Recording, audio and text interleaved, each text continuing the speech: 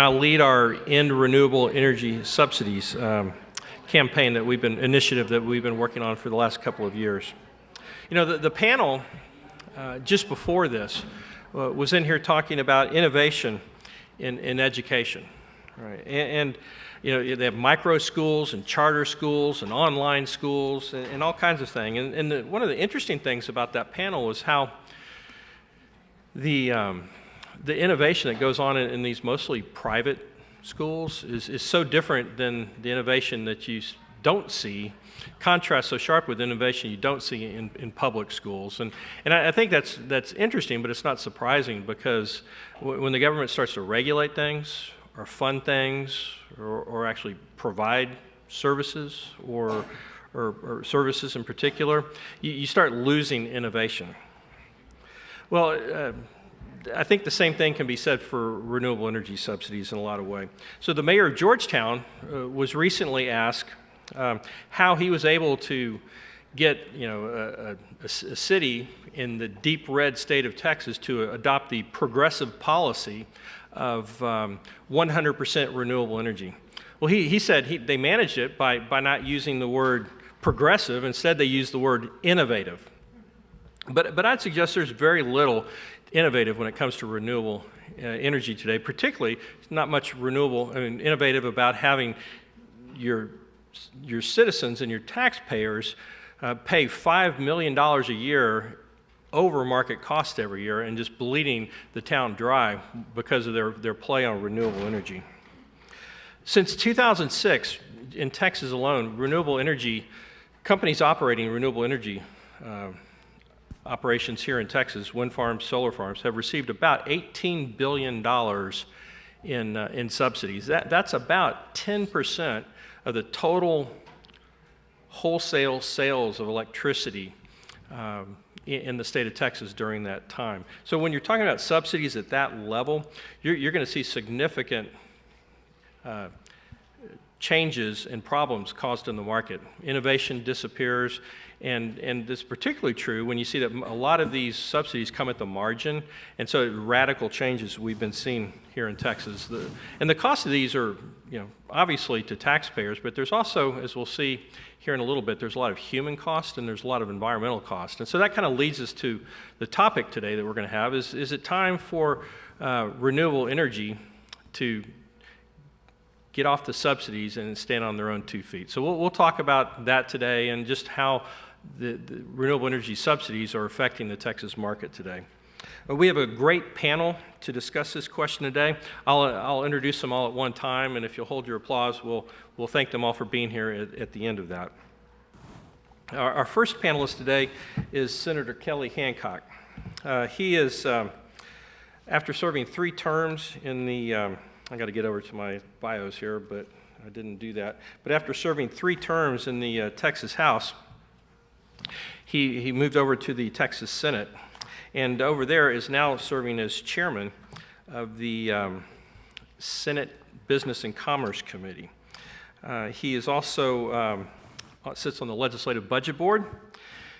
He's first elected in 2012 to the Senate, and he's been recognized as a courageous conservative, a champion for transparency, and a champion of small business. But he's not just a champion of small business, he's a small businessman himself, and it has created jobs for Texans and their families. Our second panelist today is Representative James Frank. He's currently in his 4th term in the Texas House of Representatives. He serves as the Vice Chair for Human Services Committee, or he has served. We'll see. Yeah. Natural Resource Committee and the local consent calendars. There's a lot of important issues that we deal with here in Texas, but I think some of the most important legislation I've seen in years in the Texas Capitol were House Bill 5 and House Bill 6 last session to take on the Child Protective Services. And as he'll tell you, it's just the beginning, but it was a really good beginning to make sure that our children who are in the most vulnerable positions in this state we're doing the right thing by them. He's a longtime resident of Wichita Falls, where he is a key player in local economic development there. But he's not doing it by giving bunch of people subsidies or tax breaks or anything else. He's doing it by creating jobs himself at his business, at his manufacturing business, where he has over 140 employees. Brian Lloyd is our third panelist today. He's a director of regulatory strategy in Texas for Sempra Energy, a Fortune 500 energy infrastructure company. Prior to joining Sempra, he served as the executive director of the Public Utility Commission of Texas. And before that, he served as Governor Rick Perry's deputy director of budget planning and policy, where he particularly focused on energy policy. And he's testified extensively before state and federal government on a vast number of regulatory and energy issues. Our final panelist today is Cricia Ryan. Cricia Ryan is from Wharton County. She has taught in the public education system back there for 3 years, where she obtained a master's in school counseling. She's a fourth-generation pilot in her family. She now serves as an active participant, really the leader, I would say, of the Wharton County Against Wind Farms, where they're fighting a potential wind farm that's trying to move into their area. Her activism is really, it's not just new to this, but it's focused on helping people in difficult circumstances where where people are stepping in and they need some help. Whether it's with these unwanted wind towers, or previous work where she was supportive in getting Senate Bill 505 passed back in 2013, which requires meteorological evaluation towers to be marked after several of her friends had their lives taken by flying into them. So please join me in welcoming our panel today.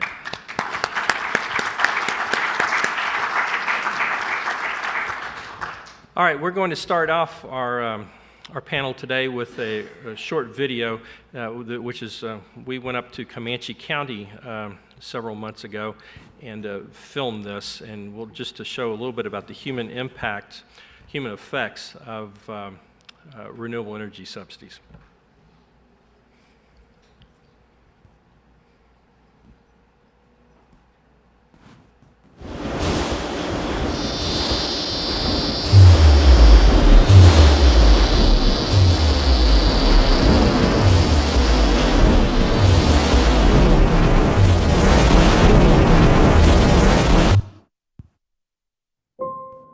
Some people I've heard describe it as an airplane or jet plane that never lands. For us, if the wind's out of the north, they roar.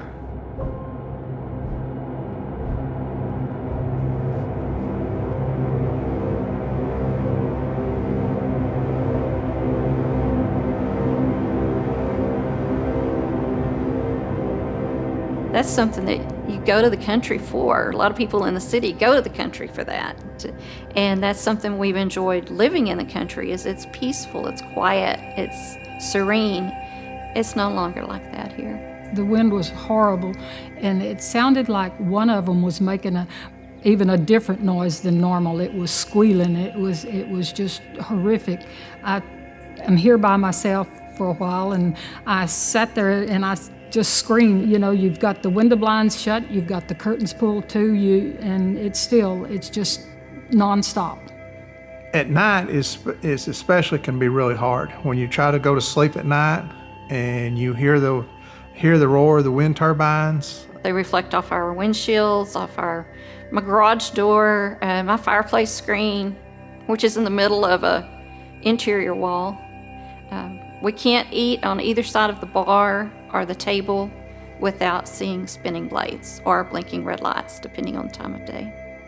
I see these advertisements on television and they have windmills in the background, and people think, oh, they're so pretty. Well, they're not pretty to us when we're surrounded by them. I'm exhausted. We stay that way. You don't rest good at night, you work hard during the day, and that's strictly because of the turbines. If we knew how much money they were making, maybe we could understand a little bit about why it's so important to them. There are two things on subsidies, and one is the production tax credit. The other subsidy is the local school districts and local government, county and hospital districts give tax relief the first few years.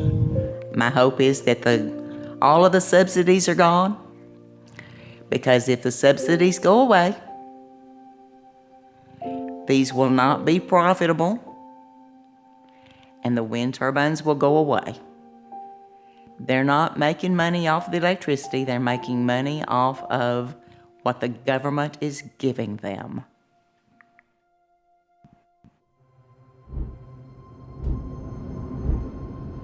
The wind towers are not about the wind. They're about the money.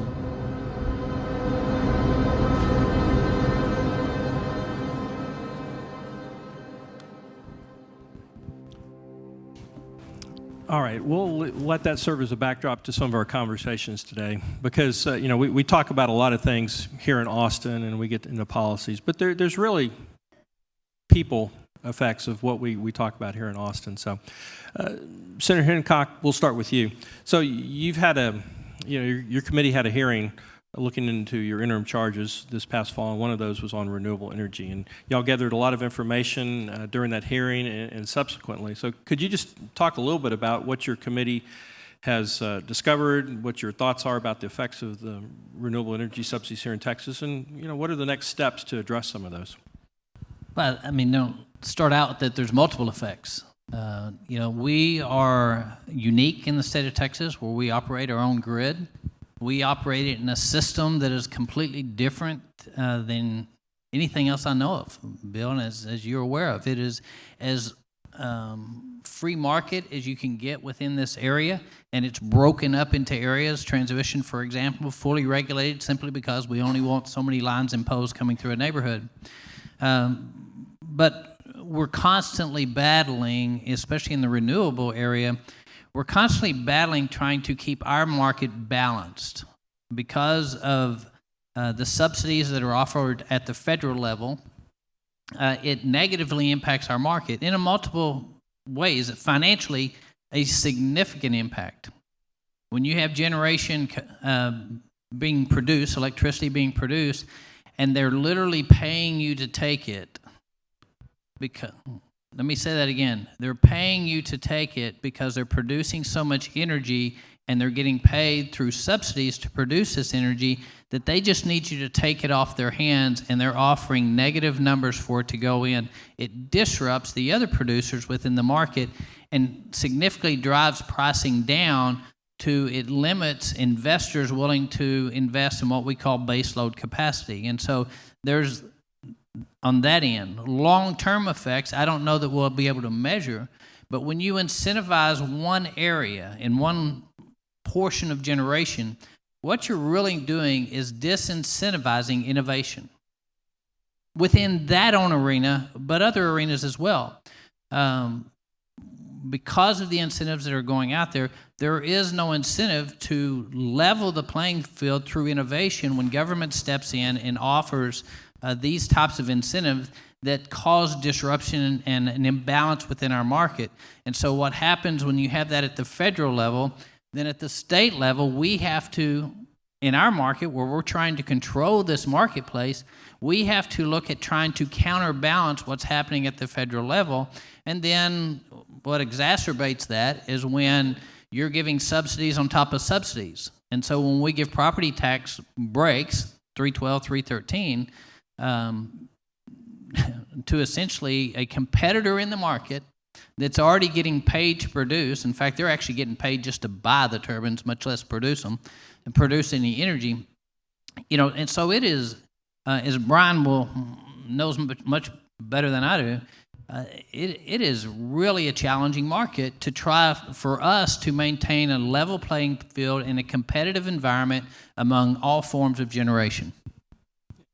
Yeah, I think that's one of the things we fail to think about sometimes, that wind has taken over Texas so much because it's the most competitive marketplace in the world, depending on pricing. And when those prices are driven down by subsidies, wind can just take over and get in the way.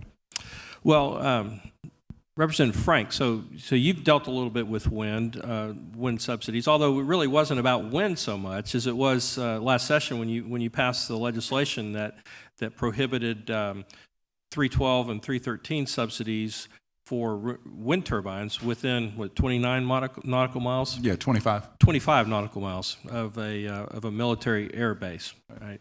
And really, the problem was with these incentives came along, they made people do things that weren't good for the local communities. So when you think about moving kind of past that situation and looking at these subsidies, do you still see some problems with renewable energy subsidies that causes wind farms or renewables to operate in ways that really aren't the best for our Texas communities? Well, sure. I think just to clarify last session, kind of how that came about. We have a big military base, and it's obviously a huge economic driver in our area. And there was great concern because we had so many wind towers going up that it was causing a lot of the low-level flight paths to not be usable. And so it was great concern. And so a local group came and said, "Hey, can we get rid of these? Can we not allow these to be built around here?" And I said, "Well, we can look at it, but we're kind of a property rights state in Texas too, right? I'm not telling somebody they can't do something on their land." And that's when we started exploring what we could do and found out exactly how big the subsidies are, just the state subsidies in Texas. So almost half the economic development funds in Texas go to wind. All the economic development funds and almost half of it go to wind. It was never intended. I don't think it was really the intention of the legislature. But when 313s were done, it was done really for like data centers, a data center that was going to be a high real estate property tax value project that could have been built in Kansas or Montana or Oklahoma or Texas. It was to have it done here. Well, wind was coming along about the same time, and all of a sudden it was perfect, right? And so these started getting done, and it waives for the first 10 years about 95% of the real estate tax, the Texas real estate tax on these wind projects. It's huge subsidies. So for instance, on the project in Wichita Falls, it was a $200 million project. The state subsidy was $20 million, 10%. And the ironic thing, if you think that's a lot of money, I asked the Altera guy that, I probably shouldn't use the name, but the company that was trying to get us to not do this bill, I said, well, what is the difference between the federal subsidies and the state subsidies? What's the relative size? And he says, well, the federal subsidy is about 10 times more than the state. So on a $200 million project, using his math, that's 20 million state, 180 to 200 million subsidy. So it's completely subsidized, both the federal. The good thing is we at least did pass that bill to try to encourage them not to build wind projects close to military bases. But I also realized exactly how much money is in this, and that there was probably 20 to 30 lobbyists, you had them over in the Senate as well, just trying to prevent 5% of the real estate in Texas not to be used for this. And it's really because there is so much money in it, so much state money that is poured into it. So, well, let's move on and just think about the grid in a larger perspective, Brian. So, I mean, you've been at the PUC, you've been in the governor's office, you've seen firsthand some of the challenges of integrating all this wind into the Texas electric grid. Could you talk a little bit about those challenges and how that's looking today? Yeah, first I want to thank Bill and the foundation for inviting me. You've changed jobs like I do. You always wonder if anybody's going to ever pick the phone and call you again. But what's interesting is Sempra has had some of the same experience. So Sempra owns 2 utilities in California, so they are mandated out there to buy renewable energy. Sempra has had a renewable business, so they've been a developer of renewable energy, not in Texas, but in other parts of the country. They now own one wires company in Texas, and is looking to get approval to buy another one. And so you've got the infrastructure piece that kind of goes around that as well. I think, in looking back, really since the market opened, Senator Hancock, in 1999, what was interesting is there was a small state mandate as part of deregulation in the state, and it was part of that grand compromise there. And that, folks forget that in the early days, we actually had a lot of arguments about that, because and it's driven largely off of the nature of the federal subsidy, which to Representative Frank's part was what has driven the investment, and it is designed to where you only get the subsidy as you produce. Okay, and so what does that incentivize? It incentivizes people wind developers to go find the areas of the state where you will get the most annual production, irrespective of how that matches up with the state's demand and the need for electricity. And so, where is that in Texas? Well, that's, as you know, West Texas predominantly. Really good winds out there, they get the most production out of there. Yeah. Well, West Texas doesn't have a whole lot of demand. Consumer demand didn't initially have a whole lot of transmission lines. So we went through a number of years trying to figure out how do you design this mandate, because you can do it with market mechanisms, but it ultimately has some artificiality to it. And so we had arguments that the mandate, the renewable energy credits were too high and then they were too low, because as congestion came and left, you kind of had this mismatch. Once we kind of get past that mandate, then you get into the transmission congestion problems, and the legislature sort of tackled those issues. I see Julie Parsley over there, who kind of helped do some thinking about. In this state, we build transmission to any kind of power plant. That's been the state's mantra. I think it's been good for the market. You had this problem where the timeline of transmission development, which takes some time for permitting and routing and being respectful of landowners, was much longer than it took to throw up wind turbines. And so you had this big initiative the legislature started that the PUC finished to build proactively a lot of transmission to West Texas. So we kind of go through that process. Then you have sort of a series of looks at how much of the ERCOT grid, since it is the Texas grid, since it's limited to Texas, can actually take for renewable energy before you start having reliability problems. And that was part of that analysis. I've gone through a couple rounds of ERCOT needing to buy more backup power to kind of deal with the variability. ERCOT needing to get better on trying to understand what wind is coming every day and have the right tools available to kind of balance the grid. And that's been sort of the most recent ones that we've looked at there. And as Senator Hancock has said, then, you know, I've got 2 economics degrees, right? So whenever you force things into a market, you always worry about the long-term second-order effects of that. And I think a lot of the debate that the PUC has been in, frankly, not just this time on resource adequacy, but the last time we went through this debate was trying to understand what is the impact of all of the basically zero-cost energy or negative energy based on people's desire to get the tax credit bid into the market so that they run. What is the long-term impact of that? And as Chairman Hancock said, I mean, long-term, it does a lot to depress power prices when that wind is being developed. And I think, you know, one of the last legislative hearings I did in my last job, I think the struggle for the market now is, you know, again, as good as ERCOT does day-to-day managing the wind, nobody has a good sense year to year whether it's going to be a high wind year or whether it's going to be a low wind year. And even the numbers that ERCOT uses to kind of estimate that, there's about a 6,000 megawatt delta kind of on error bars around that. So if you think about the need for dispatchable generation to kind of balance the grid, natural gas plants, other resources, how do I build in that scenario where if I'm on the lower end of that 6,000 megawatts, prices are going to be good and I'll be able to make a return on my investment. If I'm on the high end of that, we're going to have summers like we did this past summer where the prices don't really materialize because of that. And so that's the struggle, I think, for everybody, for the PUC now, for the legislature as they look at this issue, but also for the industry looking to kind of build power plants, is what does that market kind of really tell you? And I think there was a prescient comment when the commission was debating the CREZ stuff, when there was a gentleman from then Luminant who said, well, once we build all this transmission, all that wind in West Texas will then basically flow to the rest of the grid. That means our lower prices will get lower. Then the higher prices then have to be higher if you're going to get an economic return on a power plant. And again, that's the struggle, is how do you do that through a state that's dedicated to market mechanisms? And at some point, is it just very difficult to get the right tools in there for both ERCOT and the industry to kind of know how to plan?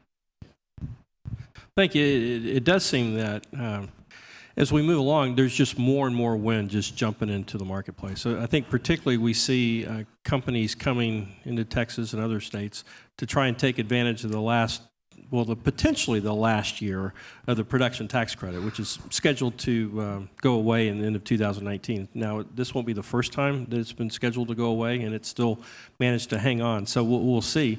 But it seems to be that while everybody's rushing to build, the delta, the difference maker between where they're going to build, it seems to be Chapter 312 and Chapter 313 subsidies. You have the shell game among these corporations, it's amazing how it all works out. But you have speculators just going in and seeing if they can get enough leases, and if they get enough leases, then they start going to county commissioners, and then they start trying to package and sell and all these kind of things. And if they can get all that together, then all of a sudden, voila, you have wind farms in there. So at the forefront of that battle are folks like Cricia Ryan, who is very active in fighting some wind farms down in Wharton County. And would you tell us a little bit about your experience? What the 312, 313 process looks like from a voter and a consumer and a taxpayer down in Wharton County?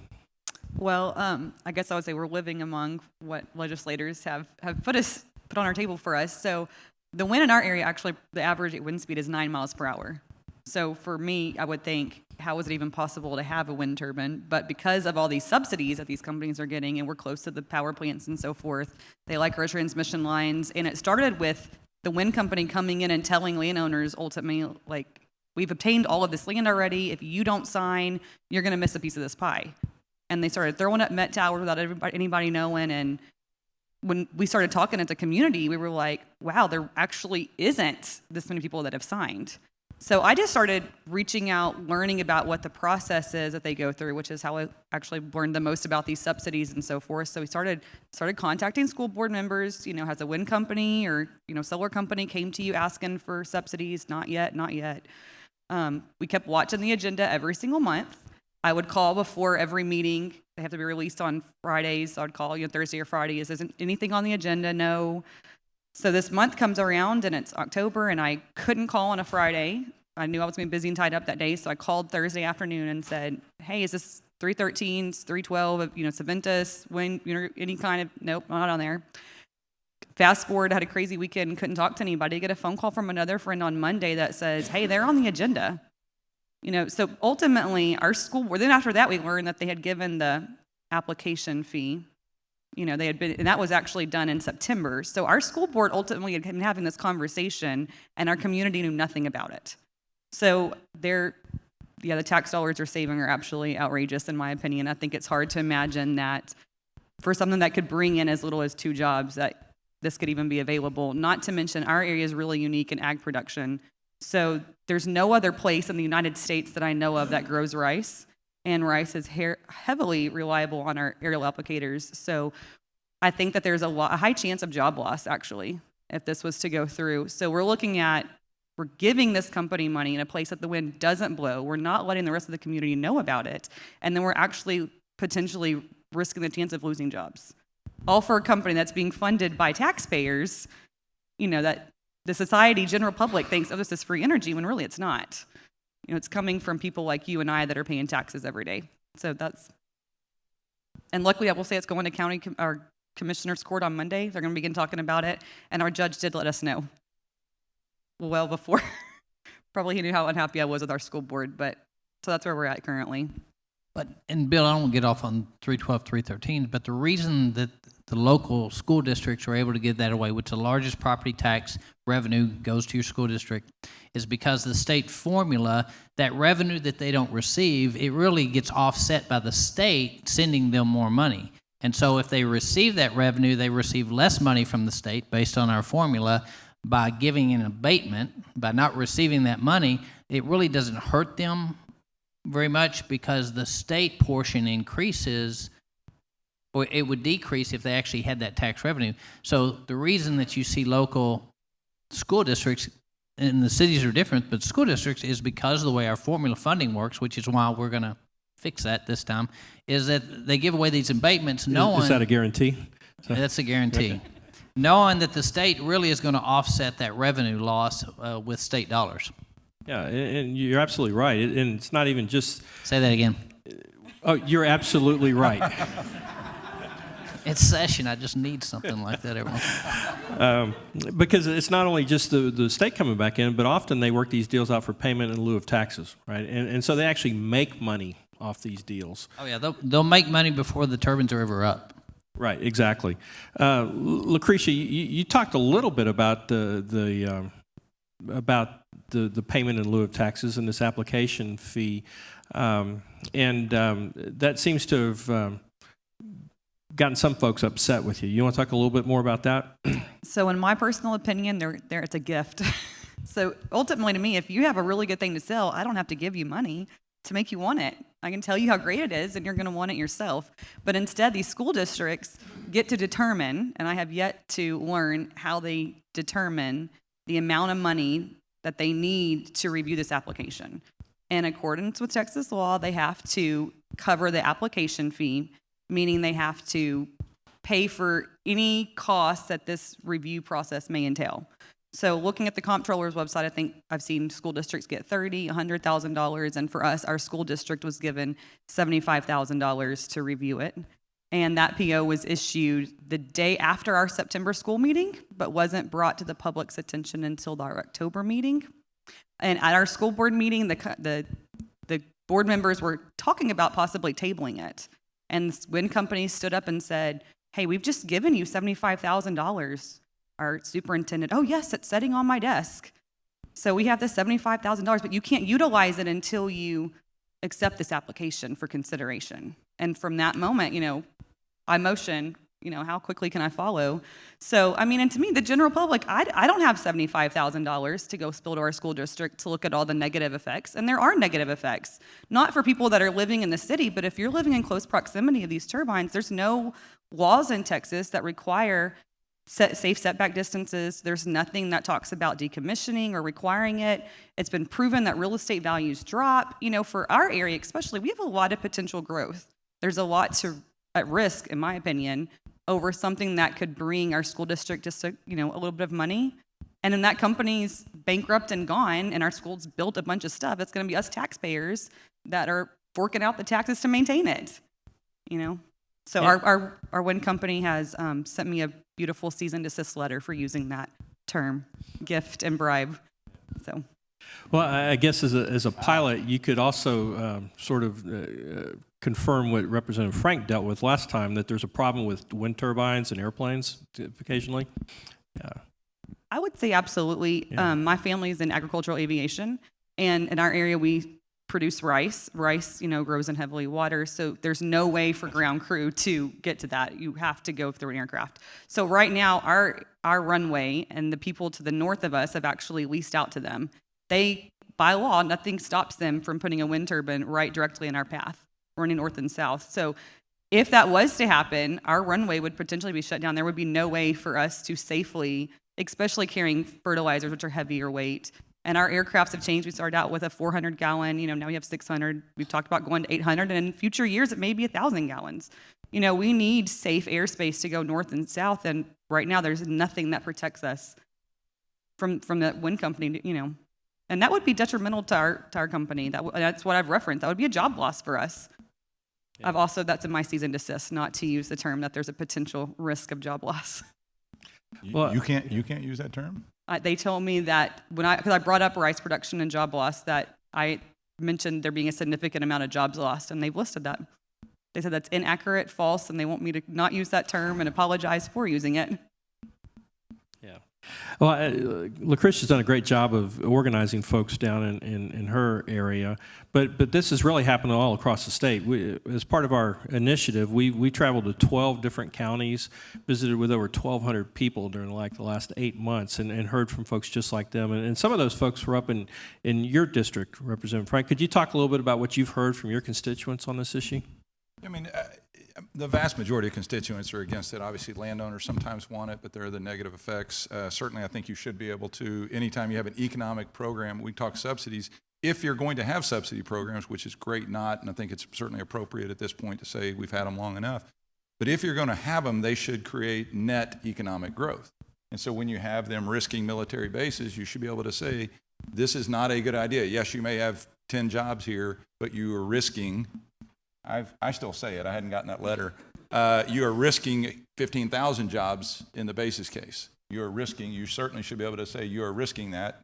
Your attorney can check on that. But as a state, any economic funds that we use should be used to have net job growth.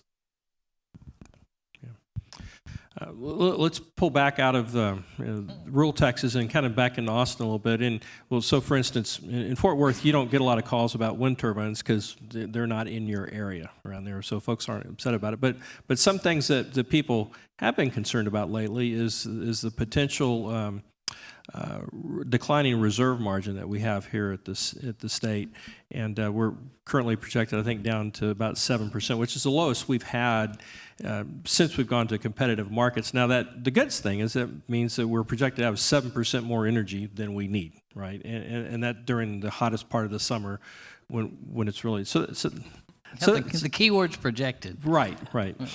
And but nonetheless, so the PUC's been looking at this for a while. And one of the things they've been thinking about is changing this administrative pricing mechanism called the ORDC.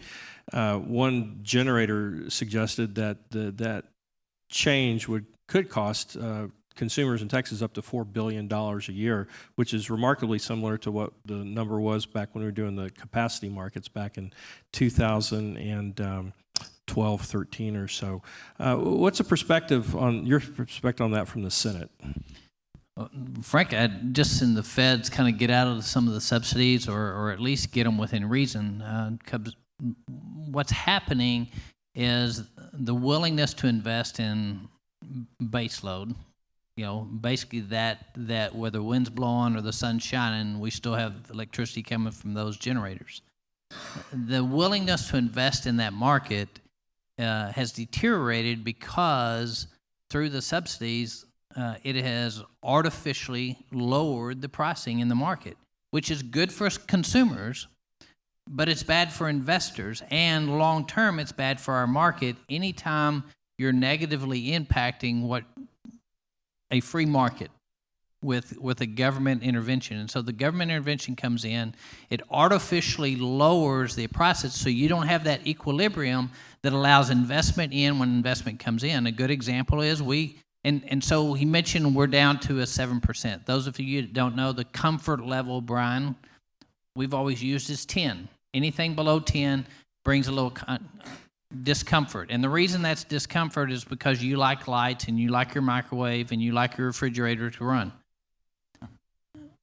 Below that, we don't know. When we say 7, that's 7 based on the sunshine and the wind blowing and no generation outages at the time that we're at peak demand. If peak demand occurs and all those variables aren't in there and we're at -3, then you need to go check your frozen meat because it's probably not frozen anymore because we've lost electricity somewhere. And so this artificial government incentivized number has really messed up the market. And so then what happens because of the federal subsidies, we as a state, when I talked about it earlier, we've got to look at, all right, what's the minimal thing we can do at a state level to try to equalize or level out this playing field so that we have a more competitive market among generators that does not scare investment off. And right now, investment's afraid to invest in anything because your base load is more expensive than a subsidized wind or solar. Base load never gets to bid into the market.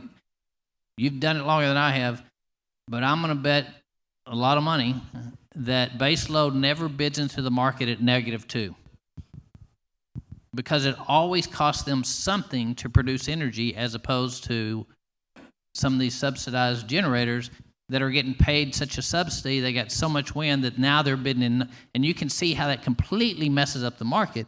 So us in Texas that like our free market system and we like a level playing field, then have to come in and unfortunately, which I hate it, the only way to fix a government mess is with a government tweak, and that's really what we're talking about.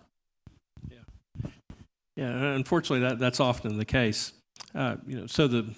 So let's just be optimistic and say that the production tax credit eligibility for the production tax credit does expire at the end of this year.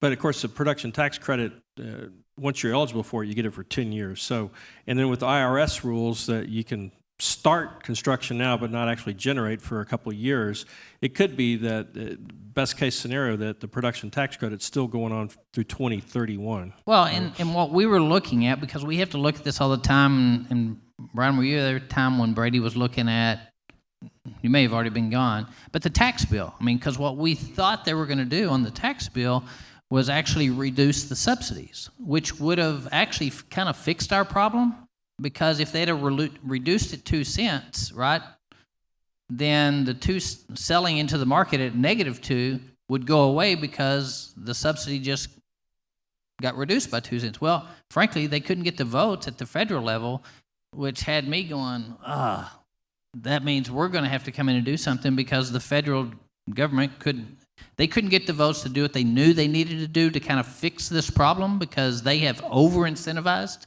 in this market. And because they couldn't get the votes to get it out of the Senate, frankly, then I knew at that point we're going to have to look at tweaking something in order to make sure that we have the long-term capacity to meet our growing state's needs.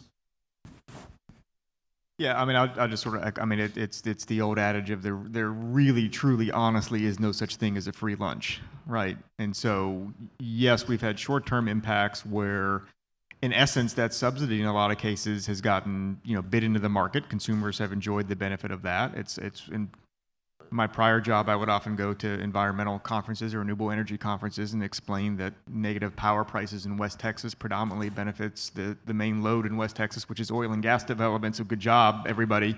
You're subsidizing oil and gas development in West Texas, which as a Texan is great, fantastic. As an economist, keeps me up at night. But it's sort of back to that point, is that even if that subsidy goes away, you've got the length, the runway of the ones that have that. Then you have the remaining life of the assets. And you have this question of, are there assets now in the market that wouldn't otherwise be there? You may not get negative prices, but you're still going to get depressed prices every time than what you otherwise would have. And if you're going to add, again, dispatchable generation, and look, this issue is there even for what sometimes is the panacea of this is battery storage, but any battery developer has to get a return of and on that asset to invest in that as well. And again, if you've got the depressed price there, that's going to make a challenge. And so you're back to prices in some way have to be enough if in a state where we have growing demand and we need to add about 1,100 megawatts of new capacity for every summer to meet all the people coming to Texas. You've got to have prices somewhere provide the returns for the developers of those dispatchable generations, and that can be, the price cap goes up, and so your highs become higher. That can be administrative changes around things like the ORDC for any of you who are nerdy enough to know what that means. Some jurisdictions, because they don't want to do those two things, end up with capacity markets, because again, you've got to have some stream of revenue to the gas plants, particularly. To the chairman's point, be able to run, and it sometimes run at a loss because you've got the wind, and it's not as easy to kind of shut those off and turn it back on quickly. Yeah. So it seems, and we've got to do something, right? But it seems the answer for a lot of folks, generators before the PUC, in particular, is the first way to deal with renewable energy subsidies is more subsidies for them. Right. I mean, and I understand that problem. I mean, they've got to do something. It's not their fault necessarily. Well, the feds have talked about it. I mean, it came up subsidizing nuclear now because we're subsidizing wind. So then after we do that, or subsidizing coal, I think was the deal. Coal and nuclear. Like, okay, when are we going to stop that? Right. I mean, it's the same problem. In Texas, it's what do you do when it's really hot? The Department of Energy's subsidy plan was based basically on what do you do when it's really cold, right? Because it's up in the Northeast and you can't get enough. They don't build pipelines, and they won't build pipelines up there. They actually importing LNG from Russia during the winter last go around because it was cheaper to get It was cheaper to get that gas in than it was like gas from over here because of that, because they won't build gas pipelines up there. So there's this problem. But is the first thing that we should do more subsidies, or is it, there's a lot of things that Texas has that are already subsidies for renewable that we control, not the PTC, but there's the 312 and 313 tax abatements. There are the Renewable Energy Credit Program, the Renewable Energy Credit Program here in Texas. There are the marginal line losses where, everybody pays or benefits from that, but wind benefits more because they have to do it a long way. So operating procedures at ERCOT, laws that y'all could work on at the legislature. What is Texas going to do about maybe reducing some of those? Anybody want to? And explain go ahead, marginal Jeremy. line loss a little bit, Brian. Yeah, so I mean, the idea generally is most of the demand in Texas, of course, is Dallas-Fort Worth, it's Houston, it's Austin, San Antonio, sort of where the population growth is. You can account for the fact that as you move power from far west Texas to the eastern part of the state where the customers are, you lose some of that energy through the physics of electricity moving over lines, and that's way out over my skis as it already is. But when we went to competition, it was not deemed to be a huge issue in Texas because you had most of the power plants were eastern part of the state, and though economically and technically correct, you've got some cost to having the systems that kind of do that. I think it's a legitimate thing now to look at. Are you properly reflecting the losses you have coming from that long of a transmission line in there? Again, I think that's a fair game. I don't think that changes the economics. I think you kind of keep getting back to the size of the federal subsidy, which unfortunately you guys have limited control over in that pink building. Limited? Limited or none. None. There you go. That's going to remain the big driver, and so I think state policymakers are in the tough position of having to almost take that as it is. And I think from a policy standpoint, obviously the number one thing that we have to do is make sure the electric grid is stable, because at the end of the day, if you don't have electricity, we're a third world country, right? I mean, that is something we have to maintain dependability, and so you have to do what you have to do to make sure there is a dependable amount when the wind's not blowing or the sun's not shining. But and to Brian's point in the thing, I think, James, you've mentioned as well, the substantial difference between if you put everything the state puts on the table compared to the federal subsidies, it's really pretty insignificant. So let's say this session we take away 312, 313. We introduce marginal loss, which is legit, but it's not significant. You can take all that away. The federal subsidies are so huge that they still don't fix the financial problem that we have with the federal subsidies to the level that you don't need an adjustment in, because you can just take them all away. And some of them you can't take away because they're already contractually obligated, right? And yet they're producing. But if we just said from this point on, those things are gone, and you introduce marginal loss into the market today, it's just not that significant. You don't lose that much energy between where it's produced and the time it gets to Houston compared to the federal subsidy. That we still, at a state level, because of what's happening at the federal level is so significant with the subsidies, there's still tweaks we have to make to the financial market in order to make sure that we have the base load capacity long-term, the investment in our base load moving forward. Yeah, I mean, there's one other thing, and Ms. Ryan kind of alluded this a little bit. You've got, so we're stepping back, you got this bigger question that some of the hallmarks of the Texas economic success story contribute to this, and I don't mean that sort of in a pejorative way, but when you look at the federal subsidy, that's the same for all 50 states. Part of the question is, well, then why does Texas continue to see a disproportionate share of new wind development? And frankly, it's that we're a low regulation state.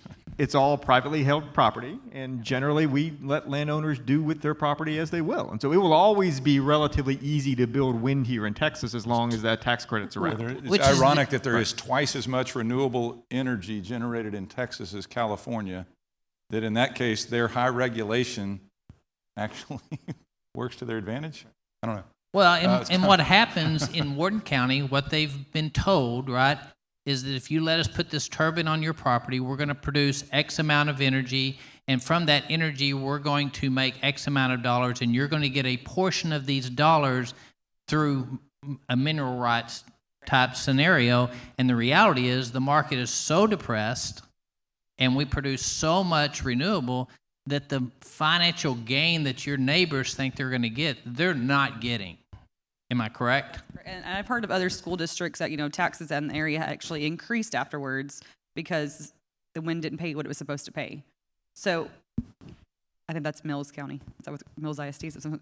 But I was just going to say, I realize that the state's funding is not as substantial as the federal funding, but that doesn't mean that the state should continue to support something that's going to indirectly hurt others.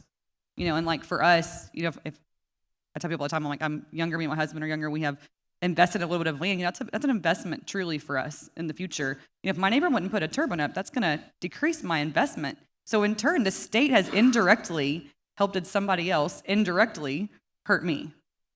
So it may not be the icebreaker in the whole deal, but I do think it's something that needs to. State doesn't need a part in it. I firmly don't believe that renewable energy should be even allowed to apply for 313s or 312s. Well, that kind of gets to the point. So maybe there's some tweaks we need to do here in Austin to make sure the lights stay on. In addition to maybe getting rid of some of these subsidies, but what are we going to do? There's still 12 months ahead of us where folks can build turbines in the state or get the process started so that they're eligible. How are we going to tackle that? And in our experience has been, as we've gone around talking to folks, that we haven't seen a single wind farm built where they didn't get 312 and 313. Right? I mean, that's just if they can't get them, they go somewhere else. We've seen one solar farm recently that's going in, and then we've seen one wind farm go in down in Valverde County, where I think the property values were so low down there that they didn't care what they got. The federal, but if they don't get them in a certain county, they pick up and go to the next one, or they might pick up and go to the next state. So what can we do maybe to slow down the building of new turbines, irregardless of what we have to do about the ones that are here? I know you've heard some from your constituents, Representative Frank, about that. Some of them, I've talked to them and others around the state, they want to regulate placement. You've already addressed that a little bit, because is there anything to do besides that? I don't know that there's a lot to do other than, from a state standpoint, other than lobby the federal government on theirs, address whether or not we're going to continue. The 312s is up this session, 313s is up the next session, although that could end up, somebody could be moving it into this session. So those two things, unless as a state we're going to go real heavy-handed on the regulation, that's something, that theoretically you could do. I don't think the votes are there to all of a sudden say, well, let's over-regulate the wind energy business. It kind of goes against the culture of, heck, everybody in this room, I'm guessing, and but that's, I think, the only thing you could do. I would partly disagree on that, but it's on a ground root area. I think that it's important that neighbors talk to each other and not to let the wind companies do the research for them. I find it extremely frustrating, to be honest, that 90% of the wind, if you go to research, the pros or cons to it, it's all done by a wind company. So you can be assured that, it's never going to go against them. And then they turn around and tell you things like, oh, that person, people on your video you showed, they're just mad, so they just said that to, hurt us. And it's like, no, these are people that are really living it. Just because you didn't go fund their research doesn't mean that it's not true. Right. So forth. So I think that it's just, and that's something that y'all can do about it, but it's just communities and neighbors need to be aware of talking to your neighbors and don't believe what wind companies tell you. Learn to think for yourself. Well, there certainly is, it seems to me to be a lack of transparency when it comes to 312 and 313. As y'all know, probably the negotiations and the documents associated with all economic development programs are exempted from the Texas Public Open Meetings Act and the Texas Public Information Act, and so that's why the folks down in Wharton County and lots of other counties don't know about these things until 72 hours before. And we've noticed around the state that there are really two different groups of folks who are out fighting wind farms. One are the groups of folks who who have been able to find out about these potential wind farms because they heard the rumors about, landmen have been out. It works just like an oil and gas operation, right? You send in landmen, and they go out there and start negotiating. Well, that gets out, and people say, we don't want them here. And they've been out there and fighting those. That's the way Montague and Clay County have been. They got advance notice, right? But then there's others like Concho County we've been to, Matagorda County, where they had 72 hours notice. And they got, and we had, when we went down to Matagorda County, we had about 6 folks down there who are against it. Up in Concho County, same scenario, about 10. And it's just not enough. But you get a little more head start on this, like down in Wharton a little bit, and then in some of the other counties that they're actually having success. So what do y'all, is there a way that we could bring more transparency to the 312 and 313 process so that taxpayers and constituents actually have an opportunity to have some input before the deal is already done? I think 312 and 313s are highly visible this legislative session, and there's a lot of people look at them on both sides of the Capitol, and so I think you'll see some changes. All right, well, we're getting to Q&A time. Before we do that, we've got one more video for you. This video is we're debuting today, so this is a worldwide premiere of our next video, and it talks a little bit about the production tax credit. And then we'll move into Q&A from there.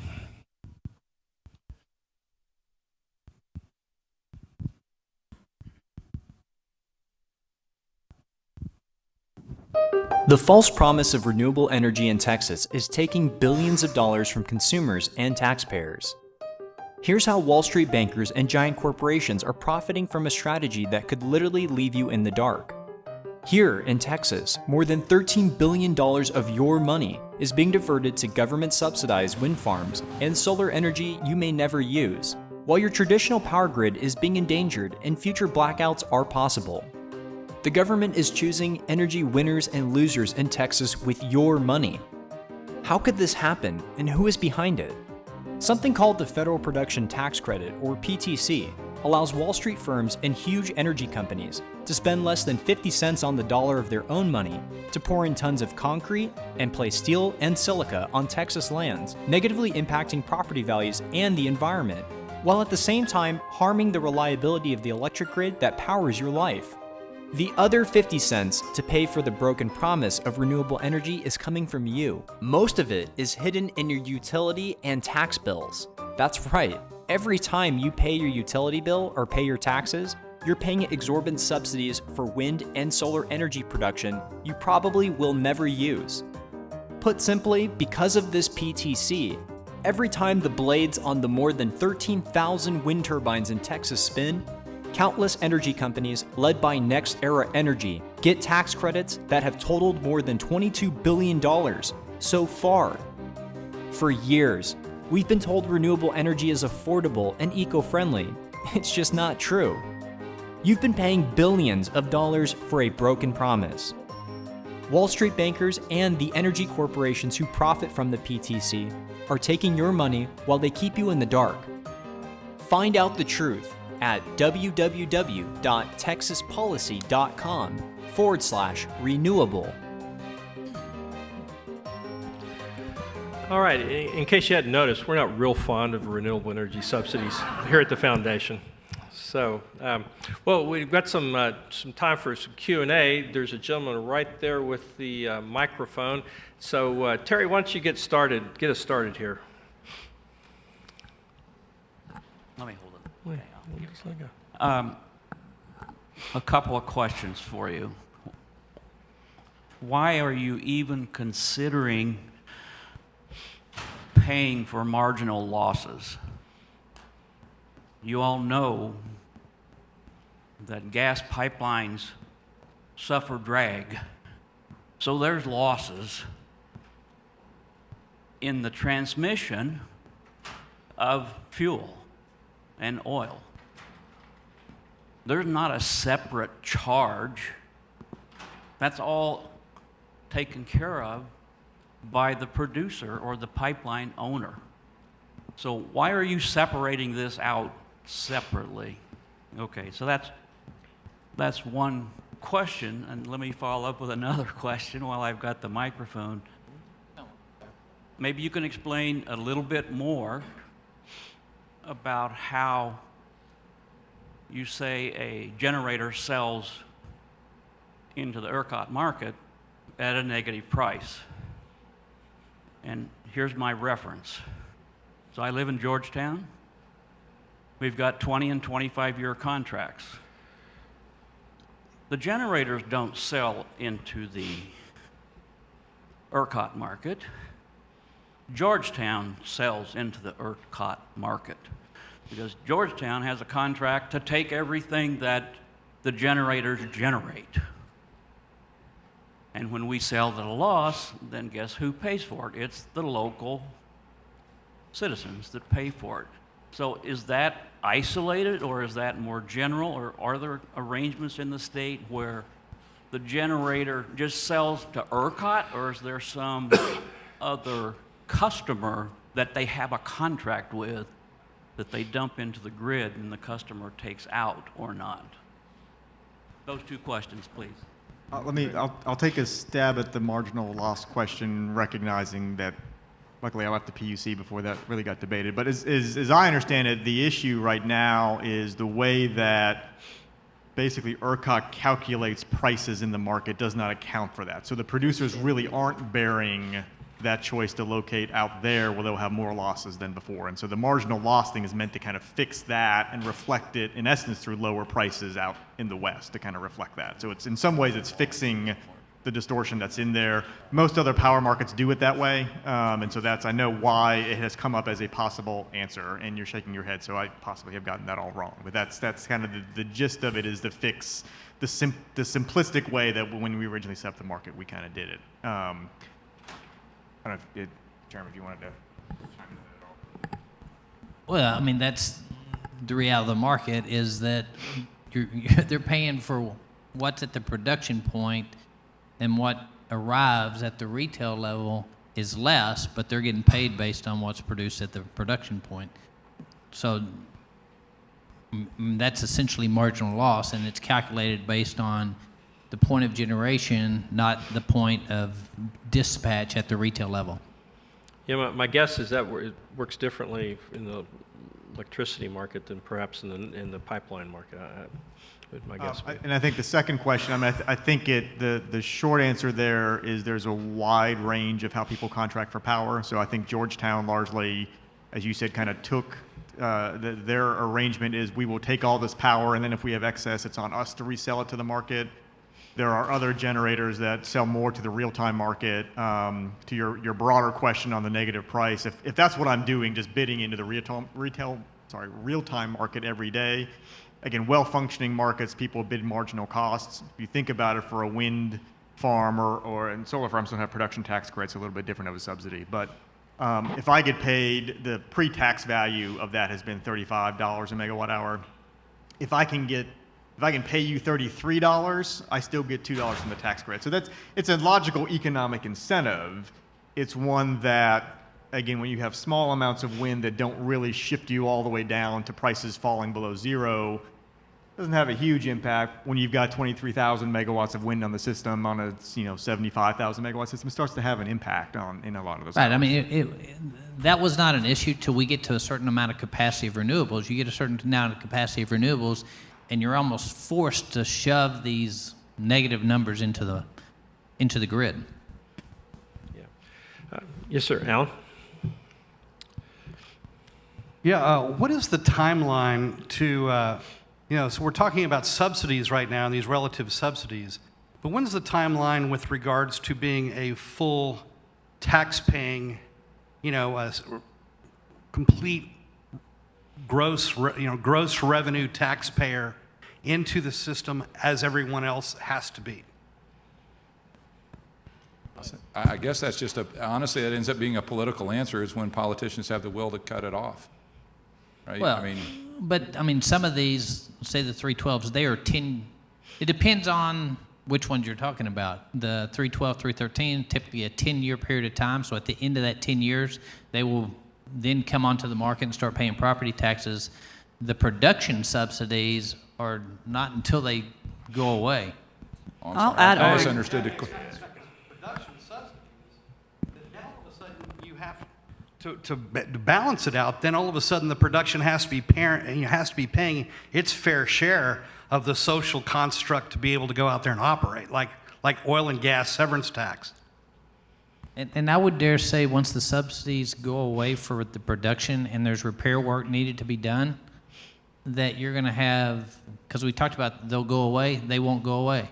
Nobody's going to come and take it down and return the land back to its original intent. But if they're not being paid,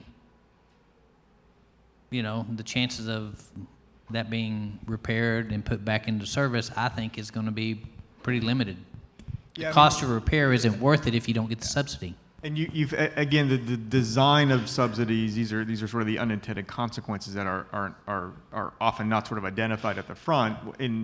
With a 10-year production tax credit, what you've seen is actually a sequence where, to the chairman's point, once you hit the end of your 10 years and are no longer getting it, if you have a major repair needed, well, you go build something new because you can get a tax credit for that. In the latest, I think, deal where that expired, they actually now allow some repowering of existing ones. So you can have hit your 10 years, go put in a bigger turbine at the top of that tower, and then you restart your clock for 10 years. And so that, I think it was meant to kind of get at this, well, we don't necessarily want to do the wasteful thing of just building new and tearing this one down, but then you kind of restart the clock in your subsidy. But typically these perpetuation. turbines last 10 years, right? Go figure that. Typically the turbines last 10 years as opposed to a base load, a gas plant, which we've got 50-year-old gas plants operating today in the state of Texas. And so that's the other thing that we have to look at is that basically these wind turbines, about every 10 years, they need to be repaired or replaced. Is that going to happen when the tax credit's gone, as opposed to the investment in this base load, which we're not getting enough of right now to meet our growing demand, that's going to last 30, 40, 50 years? Yeah, the And- energy it's replacing pays its full freight, and this does not pay any freight, and it gets subsidized. Yeah. So it's really that whole balancing.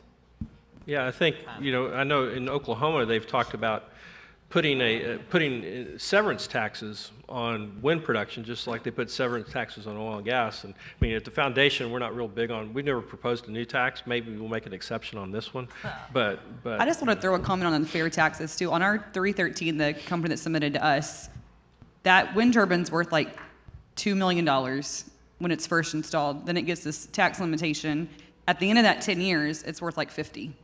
So instead of paying, they're avoiding the years that it's high taxes. And then at the very end, it's worth like 20,000. So yeah, exactly. It's an appreciated value, which I'll leave my opinion out. Yeah, questions? Yes, sir. Yeah, I know nobody in here likes regulations, but I don't think any of us are going to take our seatbelts off unless we're at the ranch or light up smokes in here. But I would like to suggest a couple things for the legislature. Maybe some statutes for decommissioning that's required. And what was the other thing? It's kind of ironic. You mentioned that. It's almost like a plugging bond in oil and gas to say once you're finished, you have to return. You said it well, to return it to the natural state, which would be kind of ironic. It would, I think, make somebody who is very environmentally focused blow a gasket to try to have those competing interests of, okay, I'm putting more regulations, making it harder on wind, but you should put it back. Well, and the other thing is, and I've been told this is a non-starter in Austin, but to give the counties a little more authority on zoning. Right now, I believe they can only regulate landfills and junkyards. I have property in Val Verde County, and the French developer went to the county and the school asking for these 312s and 313 abatements, and they were denied. In fact, the county judge and the county commissioners have signed resolutions against any further development, as well as Laughlin Air Force Base is there. They train 350 pilots a year, and they can only train to the north of Mexico because it's right on the border. And so they are definitely against all this, but the Chinese nationalists that own the real estate are enjoying Texas private property rights. but all the native Texans there are 100% opposed to having this coming in there. So it's a private property rights thing. So if the county could say, well, let's talk about it, let's study it and see if it's good and who's in for it and who's not. But we're a vacation county. You know, people come there to look at the night skies, not those red blinking lights penetrating your retina. So a little regulation would be good. I'll offer this. This issue I remember came up, gosh, it was probably 7 or 8 years ago, and there was some wind development that looked like it was going to happen out of the Hill Country, then Senator Frazier's district, and he filed a bill to do basically this. Turns out, the only thing people hated worse than looking at wind farms was the idea of their county commissioners having zoning authority over them. So, I mean, and look, I mean, I think, again, I said it before, I mean, I think it's a legit, I think there's some caution warranted there. I mean, the hallmark of the Texas economy has been reasonable or low regulations, reasonable or low taxes. I would just say that works in good counties, that doesn't work in the other counties. So everyone, you know. You might find the county judge being the landman for the wind farms, as happened up in our area.